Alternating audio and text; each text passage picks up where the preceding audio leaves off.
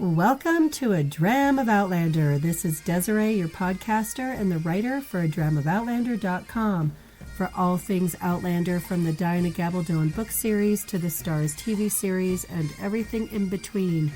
This is episode 63, Voyager Read-Along, week 21, chapters 56 and 57. Hello again, another week, another podcast.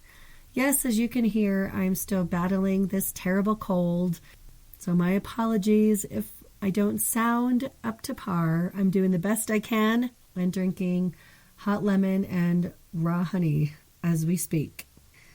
I would like to extend a happy winter solstice or summer solstice, depending where on the planet you reside. The change of the season is upon us. And as we look at the winter solstice, it's about the light coming back in where the dark has been.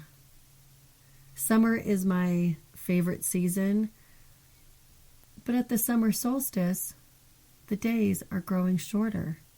And by the time we hit the autumnal equinox, the days are far shorter. So now we have the lengthening days to look forward to. And spring, though months away, we will start seeing signs as we move forward. So what happened in Outlander news this week?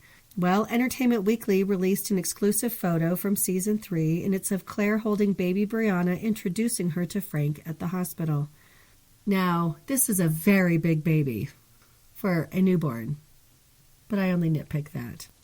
Apparently, there were quite a few fans outside of the podcast and general A Dram of Outlander fans who went off kilter and were saying awful things and bashing Frank's character and going bananas when this was released. I am so thankful for those who follow my social media and interact, and to you, the podcast listener. You are all incredibly thoughtful.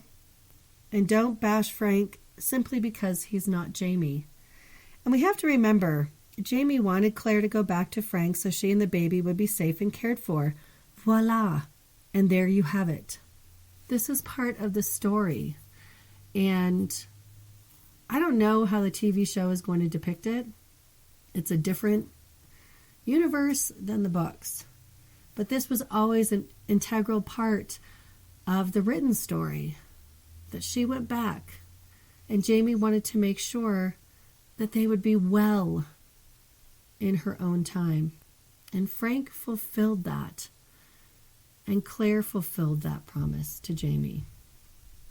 Frank didn't have to. And I know we've talked about it, and we'll talk more about it in the future when we get there again.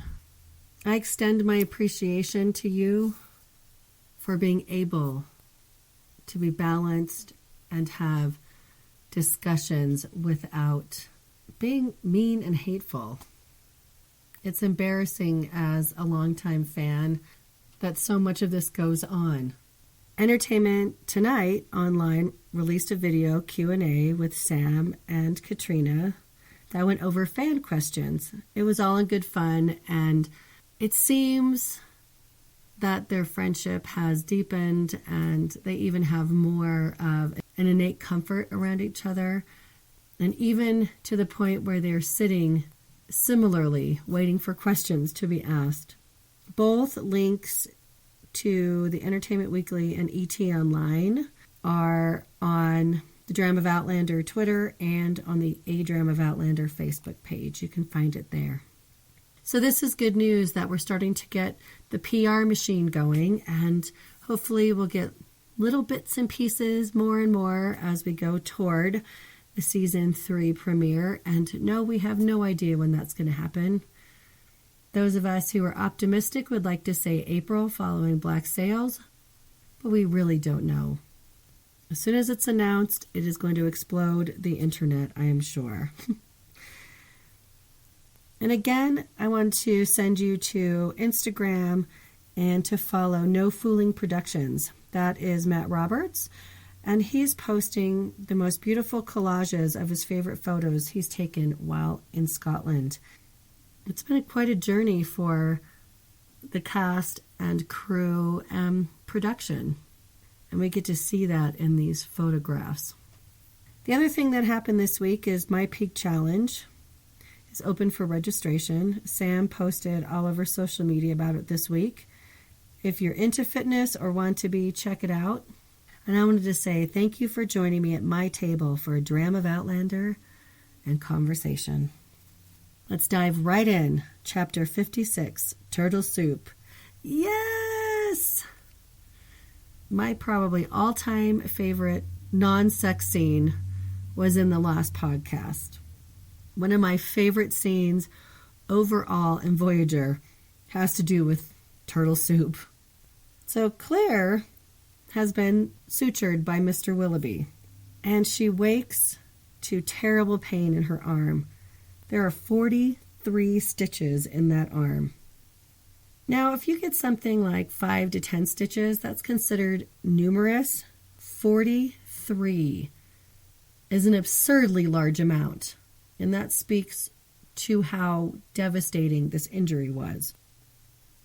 Even though it didn't hit any major blood vessels, she still bled a fair amount, and it's half of her arm that needed to be sutured, essentially. She was feverish and knew it was time to break out the penicillin because she wasn't immortal. Thank goodness. I wondered why she waited at all for that. Perhaps she thought she could just fight it off because of her tendency not to get sick in the 18th century. Now, as an aside, she would not have this type of immunity going back in time. That's not how bacteria and viruses work. But anyhow, it's time. She is so ill that the small trip to the cupboard made her weak, almost enough to where she would fall. And at this point, Jamie peers in, and he is worried for her. She's not okay and asks for his help. He finds her to be burning up. She knows and has medicine for it. Your turn. Here's your chance for revenge if you want it. She gives him her medicine case. He's stunned. She wants him to give her the injection in the bum. At first, he's slightly amused. He asks for directions, and she walks him through the whole process of prepping and filling the syringe. Claire makes sure there's no bubbles in it. At this point, he is no longer feeling humorous.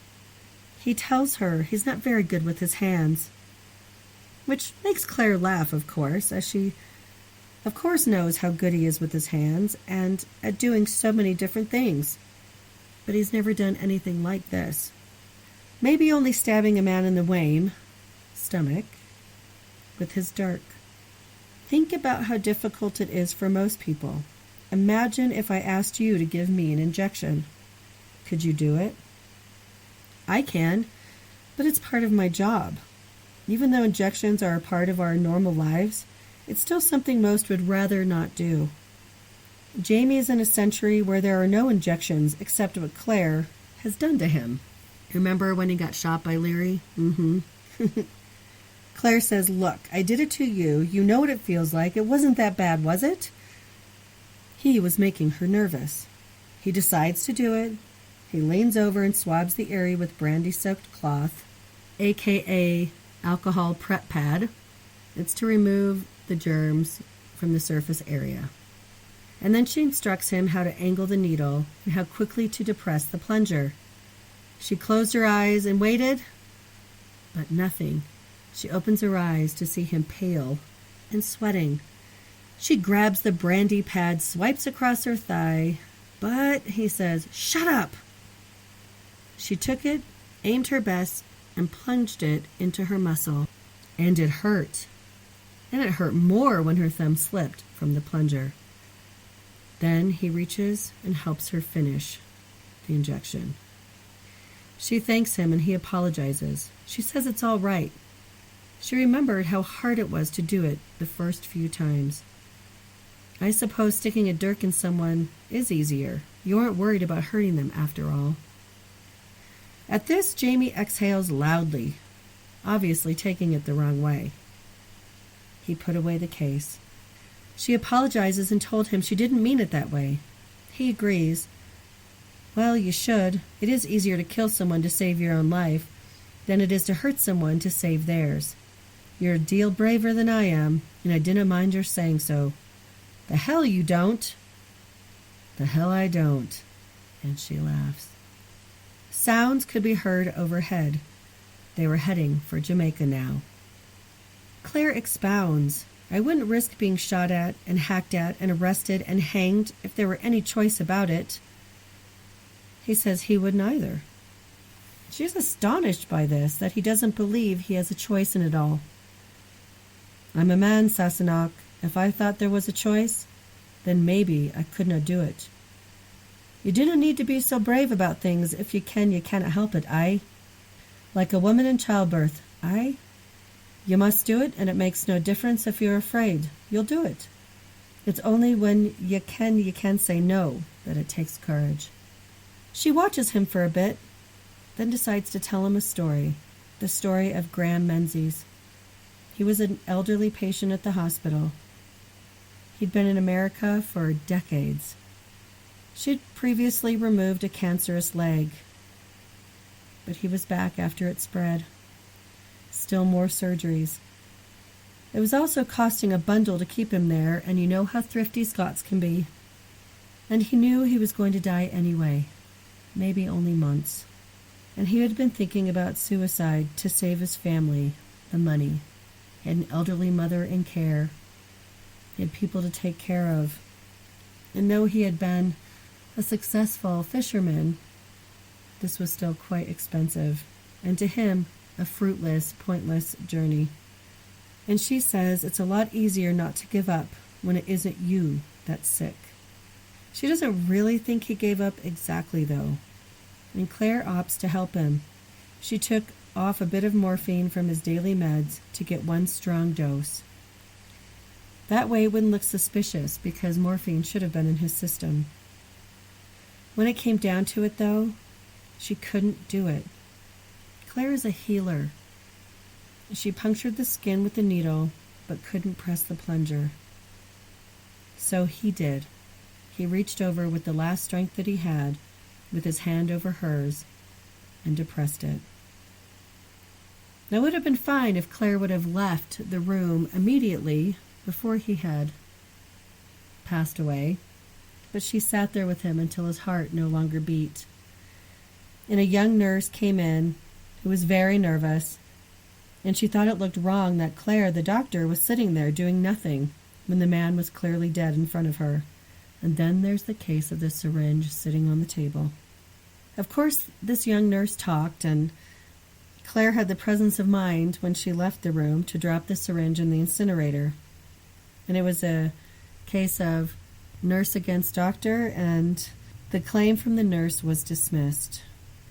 But the suspicion didn't go away, and she was offered a job away from patients and then given an extended leave. That is when she went to Scotland with Brianna and met Roger Wakefield and ultimately found Jamie. Jamie asks her if she hadn't lost her work, would she have come to him? Honestly, she doesn't know. She met Roger and he found Jamie because Graham had sent her to Scotland. And never did she get to Aberdeen to say hello for him as she had promised. And Jamie says he'll take her there someday to say hello for Graham, but there isn't anything to see. Having traveled that in the 21st century, going from even the Inverness area to Aberdeen is quite a distance. Do you think Claire would have gone back somehow anyway? I mean, if she would have found that Jamie was alive, I think she would have. And also, Frank left some clues. She would have found out somehow, I think. It was meant to happen. Jamie got up to open a window, and she asks him what he wants. He says an orange. That's not what she really meant. What do you want to do once we found Ian? It was clear that no one had ever asked Jamie that question before, and Claire points out that he has a choice now.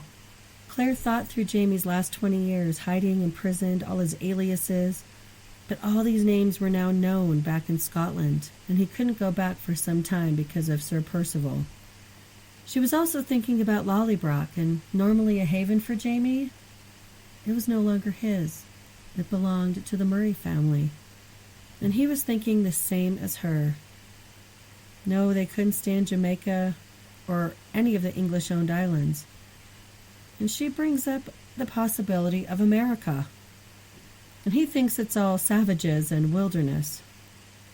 And she tells him it's not, but she also agrees it's not the America she lived in for 20 years. And she says she studied everything on this time about England, France, and Scotland, so she would understand what she was getting into. But she never studied America. She never thought they would sail with his seasickness.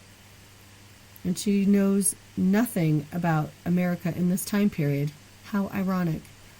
And she assures him there are cities and large ports, really the colonies, and printing could work. He thinks it might be a good idea then. And he does something that's unusual. He asks her if she might be able to be a healer in America. He learned in Paris he couldn't stop her from doing it. And she said herself she might not have come had Menzies' death not stopped her work. But she thinks she'll find work because there's ill and injured people everywhere. She calls him a very odd man. Why would she say such a thing to Jamie? And here's her response. Frank loved me, but there were pieces of me that he didn't know what to do with. Things about me that he didn't understand or maybe frightened him. Not you. No, Sassenach, you didn't frighten me, or rather you do, but only when I think you may kill yourself from carelessness. He scares her for the very same reason. But there's nothing to be done about it. He laughs too. And you think I cannot do anything about it either, so I shouldn't be worried? I didn't say you shouldn't worry. Do you think I don't worry? But no, you probably can't do anything about me. He laughs. Well, maybe no, Sassenach, and maybe so. But I've lived a long enough time now to think it maybe doesn't matter so much, so long as I can love you. This causes Claire to be speechless, and she just looks at him. That sentence right there is one of the reasons we adore Jamie so much. He's a rough, tough man with the tenderness in him to be vulnerable and share touching and meaningful words. With Claire, he lets her see everything. He exposes himself, just like she to him. It's really beautiful and seems so personal to witness, even in writing. He leaves her to rest, and after sleeping for hours, Claire wakes up still feverish but hungry. She's improving after the dose of penicillin. Jamie brought her some of the broth Murphy made, a rich green concoction swimming in butter and reeking with sherry, and he insisted on feeding her with a spoon. Claire was rather annoyed by this, but he didn't want her spilling on herself as her left arm is still shaky. As the food began to fill her belly, her arm hurt less, and she also was less resentful. He filled the bowl again from the tureen Murphy had given him, and she asks where Ishmael is. He's on the afterdeck. A hammock had been strung up for him.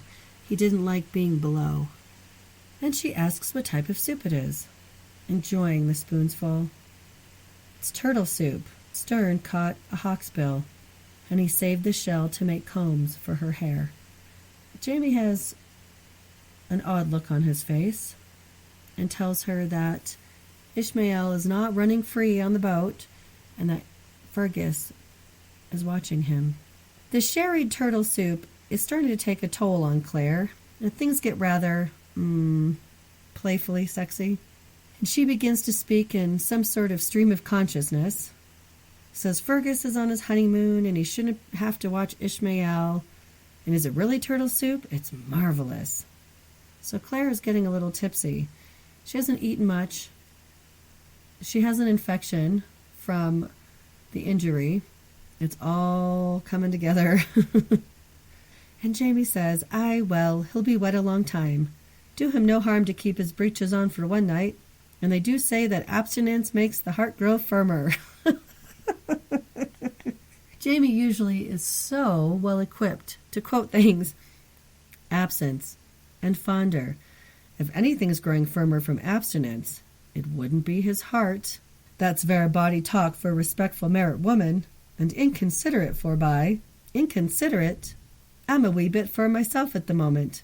What were you sitting there with your hair loose and your nipples staring me in the eye the size of cherries? Preach, Jamie. And Claire looks at her shift and agrees it's see-through, and then misses the bite Jamie is aiming for her mouth, and he has to mop her up. And no, she doesn't want any more soup. She wants to hear more about his said firmness. He says she's ill, and no, she doesn't. She feels better and asks if she should take a look at it. And she thinks about how his breeches were the type the sailors wore, and they could hide fish in there and easily hide a fugitive firmness. Fugitive firmness, that has to be the best descriptor ever. They have such good verbal foreplay. You shall not. Someone might come in, and I kind of think your looking at it would help a bit. She says he can't tell that until she looks at it, and to bolt the door. He says he'll not take advantage of a woman ill with fever and drunk. I am not drunk. You can't get drunk on turtle soup. Yet she was feeling the telltale warmness of alcohol consumption. He claims she can if she's drinking turtle soup made by one Aloysius O'Shaughnessy Murphy. By the smell of it, he put at least a full bottle of sherry in it. A very intemperate race, the Irish. This is so humorous and sweet. Claire reminds Jamie one isn't drunk if one can stand up. He reminds her she isn't standing. You are, and I could if I wanted to. Stop trying to change the subject. We were talking about your firmness. He tells her to stop, and she makes a grab for the firm subject at hand and catches it. Her diagnosis is that indeed he seems to have a problem. She says he should have bolted the door, and the object in hand was acting quite lively. He says he would not force a sick woman, but she has a damn healthy grip for somebody fevered. So she bargains with him if he bolts the door, she'll prove she's not drunk. He turns to bolt the door, and when he turns around, she did it. She was standing shakily next to the berth.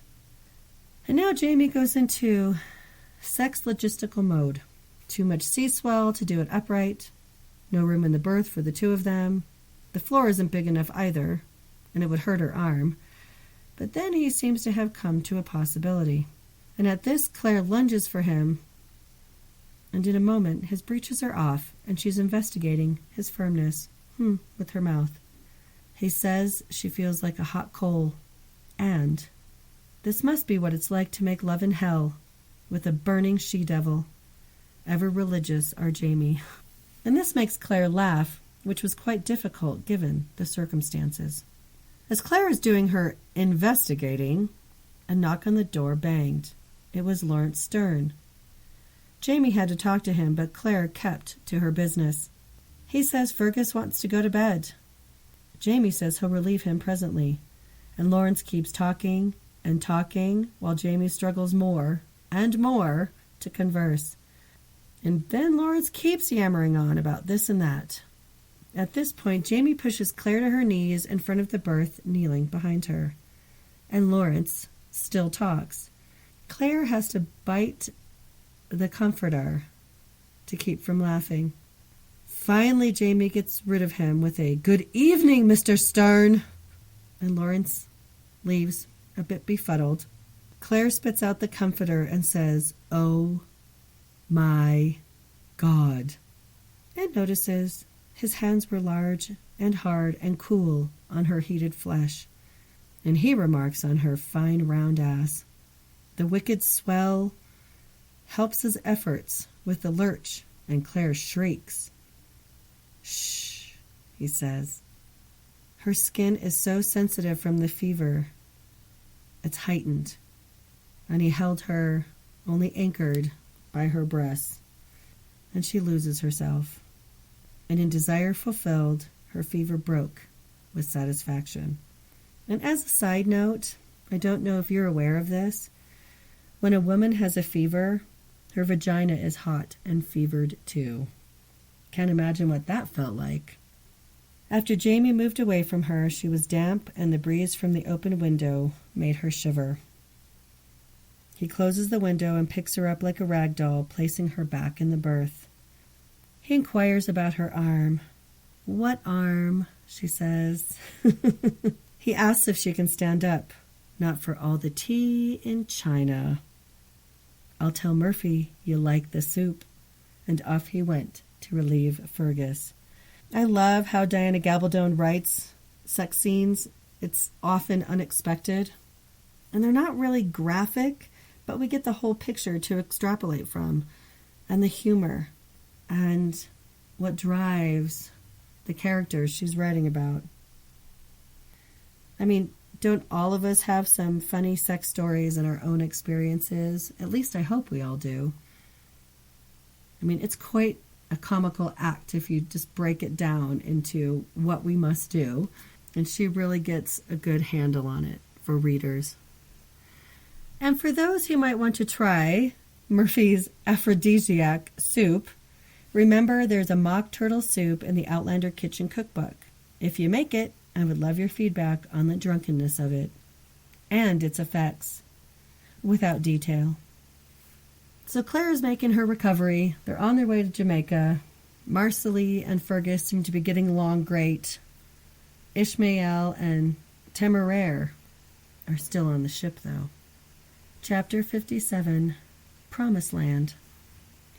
Arriving at Kingston Harbor, they see the porpoise there. He is indignant that the ship must be following him. Claire tells him it's not personal, and the ship was bound for Jamaica because the new governor is on board. He wonders aloud who it is. "Grey," she says. "Lord John Grey?" "Yes." She explains how she met him on the porpoise, and Jamie explains that John Grey is a friend, and she wants to know where Jamie met him. He was the governor of Ardsmuir. This startles her that he would be friends with a man in such a position. Well, friends are where you find them, Sassenach.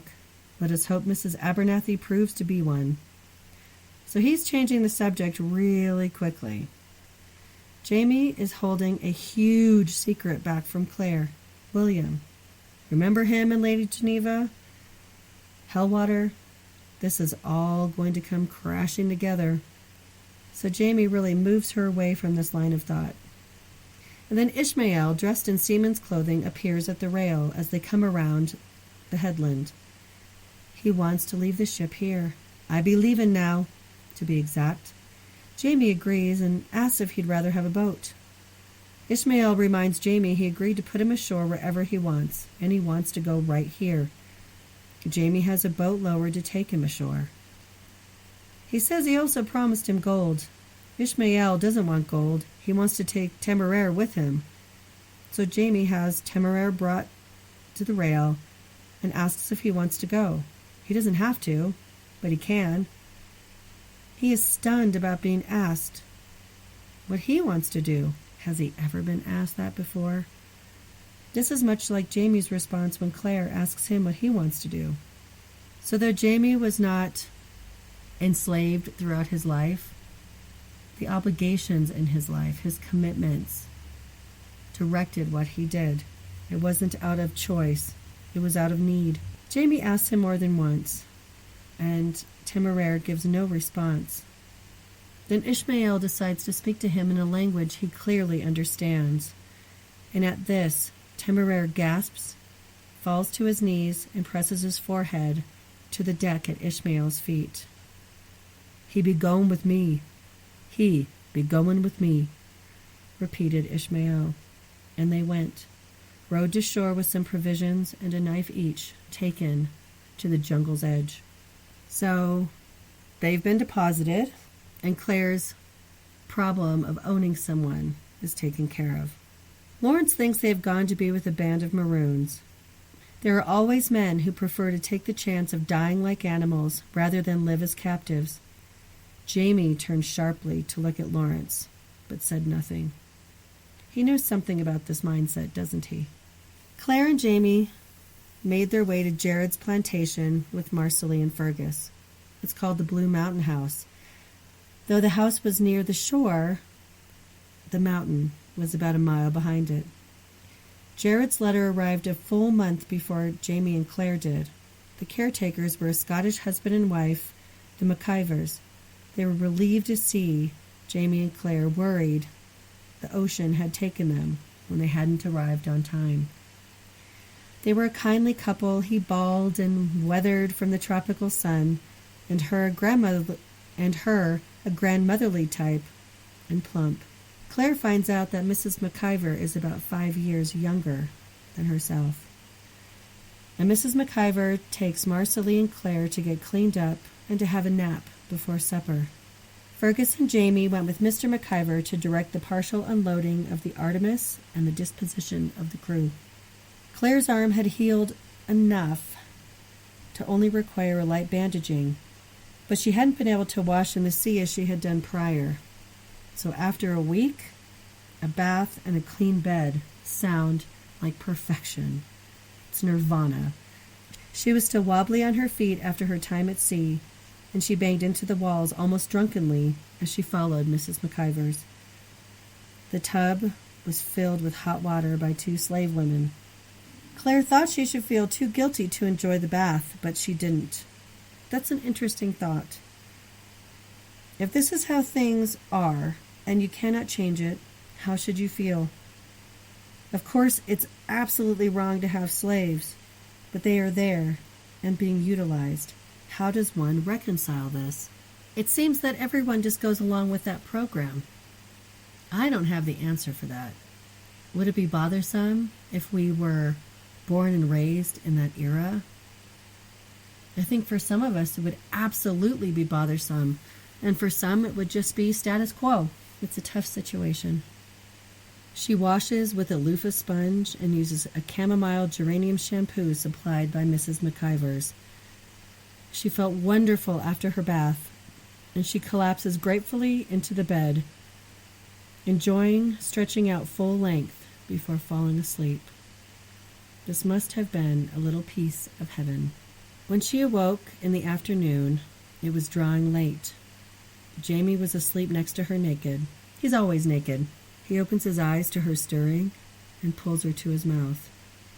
He had bathed too, but he smelled of cedar and soap. This was a very inviting kiss. The room was green, reflecting the lagoon outside. Is this being used as a transition from sea to land, with the sea lingering in the story? The air was warm and fresh, of rain and sea, and a light breeze moving across her skin. So Claire is reacquainting herself as she does. She's drawing in from nature, and we get the picture of what's going on. But this is how she readjusts, and she moves from one place to another. She likes to get a grasp on all the things around her so she feels settled and safe. And frankly, I could go to a place such as this without slaves, thank you very much, at any time. Jamie says she smells sweet and puts his hands in her hair and says, "Come here to me, curly wig." She has Medusa-like curls floating about her head, and she goes to straighten them, but Jamie pulls her so her hair flows in all its colors over his face. She was over him, kissing him, pressing her body against his. He tries to move things along faster than she would like. "Not bloody yet," she says. After months at sea, some of that apart in separate cabins and her on the porpoise, she wants to take her time to do this properly in this private and spacious bed. She commences in her teasing and arousing foreplay. He needs to say the rosary to keep himself from becoming too excited. "You're losing your place." "You've said the Lord's Prayer 3 times, she points out. "Now?" he asks. "Not yet." And then as she moves down his belly, she zerberts his navel. Not once, but twice, like she used to do to Brianna. And he says if she must do that, can she do it a bit lower? She did. She notices something about Jamie's thighs. You don't have any hair at all on the tops of your thighs. Why is that, do you think? The cow licked it all off the last time she milked me. For God's sake, Sassenach! And she thinks he's had enough. After all, he's been saying Jesus Christ over and over. And he flips her over and tells her she's going to live to regret this. And ever unrepentant. Am I? She says. Take my time, was it? You'll beg for it before I've done with you. And Claire sighs, and she goes into her romance novel voice. Ooh, mercy, you beast. And they were very late for dinner. And that's how it's done. I have the How to Write a Sex Scene book on my wish list. I wonder if any of my family bought it for me for Christmas. Now we find them down at dinner, and Jamie immediately asks about Mrs. Abernathy. Mrs. McIver said a reverend was asking about her too, a Mr. Campbell. And Claire is quite struck and says she had met him once in Edinburgh. Apparently Mrs. Abernathy had written him with questions while he was still in Edinburgh, and he came on a mission. And now the storylines are coming back around. She also talks about Mrs. Abernathy and the gossip. She was widowed just months after being married to Mr. Abernathy. Oh, the gossip. The doctor said it was poison, whether by Mrs. Abernathy or the slave cook. No one knew. Oh, and she assured them, by the way, that a boy tastes all their food before it's served, so it's quite safe. And Claire swallows with difficulty. And there's a conversation about how Mr. McIver is Catholic, and Rosie's family basically ignored her after she married him because they're free church. It's a cute little exchange between this couple. And Jamie asked if the Reverend had been to see Mrs. Abernathy yet. And Rosie wasn't sure because there was a stramish with his sister Margaret. She was being cared for by Miss Dalrymple because her lady attendant Nellie Cowden had died at sea of a fever. This made Claire sad. But while this new caretaker was looking after Margaret, she had put her on the porch to get her some fresh air, but suddenly ran out because her sister was having a baby. And she did send somebody back to check on Margaret, but by then she was gone, nowhere to be found. The whole island was talking about it. Miss Dalrymple advised Reverend Campbell to speak to the new governor about it, and there was going to be a reception very soon. Jamie asked if the reception required an invitation. Oh no, it's open to anyone who shows up to meet the new governor. So Jamie asked Claire if she'd like to go to the governor's residence with him. She's shocked, but apparently he has a plan, and thinks it's a good opportunity to inquire about young Ian. Claire thinks there's more to it, since it means delaying their trip to Rose Hall and meeting Mrs. Abernathy. So Claire's spidey sense is tingling here, and she's curious why Jamie really wants to go to this reception, and it's at great risk to himself. I mean, remember, the porpoise, the crown is going to be looking for him and wanting to hang him. You know, that little problem. Rosie McIver assures Claire that she is an excellent seamstress and can get a dress made quickly for her. Claire has no idea what's waiting for her going to this reception. What do you think? How will Lord John Grey accept her now, knowing she's the wife Jamie lost, and she's returned from supposed death? How will Claire take Jamie and Lord John Grey's relationship? We know anything can happen where the Frasers turn up, and it always does. This might be the calm before the storm. That's it for this week. I know it's a shorter podcast. Sometimes that's how the chapters reveal themselves. And please remember, you can find A Dram of Outlander at the A Dram of Outlander Facebook page. On Instagram and Twitter, it's just Dram of Outlander. And you can also go to the website, adramofoutlander.com. You can leave comments or questions at the listener line, 719-425-9444, or email me at adramofoutlander@gmail.com. And please join in the weekly Wednesday night chat on Twitter at 6 p.m. Pacific, 9 p.m. Eastern Time, and use the hashtag ADOO. You can also support the podcast by sharing it with others, joining in on social media, or by financially contributing with a one-time donation or through patreon.com/adramofOutlander to offer monthly support. Also, if you create Outlander-inspired items, please contact me and we can set up a giveaway. May the blessings of the season be upon you. It is Christmas Eve this week and Christmas. Hanukkah begins. We've just had solstice. And you might celebrate Kwanzaa.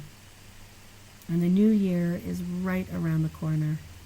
It can be a time of reflection, rejuvenation, alteration, but I hope you and yours are blessed. And until next time, Slán Живá.